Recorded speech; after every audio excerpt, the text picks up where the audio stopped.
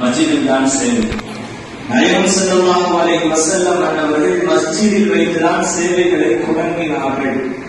மஸ்ஜித் தான் சேவைகளுக்கான பிரதான இடமாக, தலைமை அலுவலகமாக இருந்தது மஸ்ஜிதுன் நபவி தான். கண்மணி நாயகம் ஸல்லல்லாஹு அலைஹி வஸல்லம் அவர்கள் மஸ்ஜிதில் வைத்துதான் நிறைய காரியங்களை செய்து காட்டினார்கள்.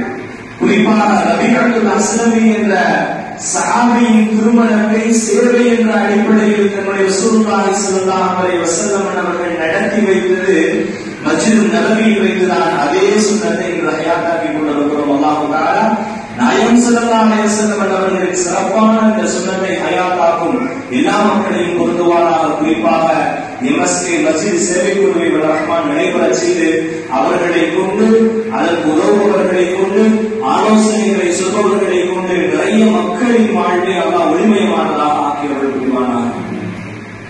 சேவை குழு என்ன செய்கிறது எல்லாருக்கும் தெரியும். இன்று நான் பேச வாய்ப்பு கிடைக்கும் பொழுதெல்லாம் இந்த வார்த்தைகளை பதிவு செய்து கொண்டே இருக்கிறேன். இன்ஷா அல்லாஹ் தொடர்ந்து பதிவு செய்வேன். ஒரு பிரச்சனைன்னு ஒருத்தர் வந்துட்டா நேர சேவை குழு வகை வேண்டியும். ஒரு பிரச்சனை, வாழ்வில் சில சிரமங்கள், மருத்துவ தேவைகள் அல்லது திருமண தேவைகள் அல்லது வேறு சில தேவைகள் என்று யாராவது வந்துவிட்டால் உடனே முதலில் கை காட்டுவது நீங்க சேவை குழுவை தொடர்பு கொண்டால் நிச்சயமாக ஒரு தீர்வு கிடைக்கும். சிலர்களுக்கு தீர்வு கிடைக்கும், சிலர்களுக்கு முழுமையான அதில் பரிபூர்ண ஒரு சிரமத்திலிருந்து விடுதலை கிடைத்துவிடும். பலவிதமான உதவிகளை நாம் கை காட்டுவதற்கு தகுதியான ஒன்றாக இன்று நாம் பார்ப்பது நமது பள்ளிகளில் இருக்கக்கூடிய எம்எஸ்கே என்ற சேவை குழு. அல்லாஹ் தஆலா இதை நடைபெற செய்வானாக. சாதாரணமாக ஒரு சின்ன விஷயமாக லேசாக ஆரம்பிக்கப்பட்டது. ஏன்னா இதனுடைய வளர்ச்சியை அன்னைக்கு அப்படி நடந்துச்சுனால நம் கண் முன்னால் நாம் பார்த்தோம். நம்முடைய கண் முன்னால் வளர்ந்து வருகிறது. காரணம் ஏன் இது வளர்கிறது? கொஞ்சம் சிந்தியுங்களேன். ஏழைகளின் துஆ, ஏழைகளின் துஆ. இல்லாதவர்கள் ஒரு அல்ஹம்துலில்லாஹை சொல்லிவிட்டார்.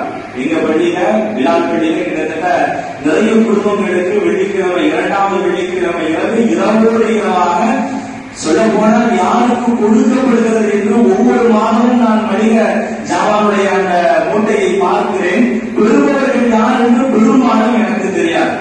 அந்த அளவுக்கு ரகசியமாக அவர்களின் மானத்தை காக்கும் விதமாக இரவோடு இரவாக சிறப்பாக வீட்டில் கொண்டு போய் பொருட்களை சேர்க்கிறார்களே, அவர்கள் நாவில் ஒரு அல்ஹம்துலில்லாஹ் போதும் இதற்காக பாடுபடும் எல்லா மக்களின் வாழ்வும் ஈரோடைக்கும் வெற்றியாளராக அமைந்துவிடும்.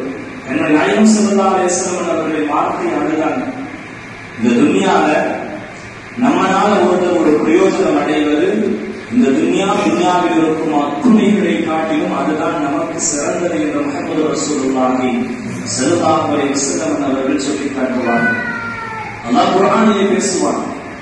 அல்லாஹ்வை வணங்க வேண்டும் என்று இறைவன் பேசி, இறைவனை தொழுங்கள், அவனுக்கு ருக்கூஅ செய்யுங்கள், அவனை வணங்குங்கள் என்று இறைவன் பேசி முடித்தவுடனே வஃஅலுல் கைர, நல்லதையும் சேர்த்து செய்யுங்கள் என்று இறைவன் பேசுவான்.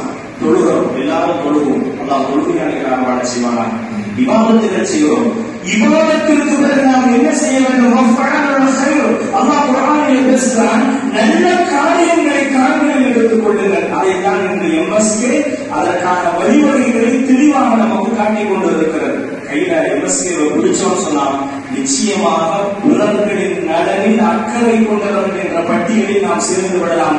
கொஞ்சம் கூடுதலாக சொன்னால் கண்மணி நாயகம் ஸல்லல்லாஹு அலைஹி வஸல்லம் அவர்களின் வார்த்தை 10 வருடங்கள் இஅ்திகாஃப் இருந்த நன்மையை ஒரு செகண்ட் முடிச்சிடலாம். சாத்தியமாக நாயகம் ஸல்லல்லாஹு அலைஹி வஸல்லம் அவர்கள் சொன்ன வார்த்தை, யார் தன் சகோதரரின் தேவை பூர்த்தியாகுவதற்காக நடக்க தொடங்குகிறாரோ, தேவையெல்லாம் பூர்த்தியாக்கல, பூர்த்தியாகி கொடுக்கல, பூர்த்தி செய்வதற்காக நடப்பதற்கு காலை எடுத்து வைத்து விட்டார். ரசூலுல்லாஹ் சொன்னாங்க, யார் நடக்கிறாரோ, எதற்கு? தன் சகோதரரின் தேவையை பூர்த்தி செய்ய நடக்க தொடங்குகிறாரோ அவர் 10 வருடம் இஅ்திகாஃப் இருந்த நன்மை அதில் இருக்கிறது என முஹம்மது ரசூலுல்லாஹி ஸல்லல்லாஹு அலைஹி வஸல்லம் அவர்கள் உணர்த்தி காட்டினார்கள். ஆனால் அந்த சேவைகளை இன்று சேவை குழு சிறப்பாக செய்கிறது. நீ நிறைய பேசுறாங்க, நிறைய பேசிக்கொண்டே இருக்கலாம். நேரத்தின் அறுவடையை கருதி சுருக்கமாக சொல்லிவிட்டேன்.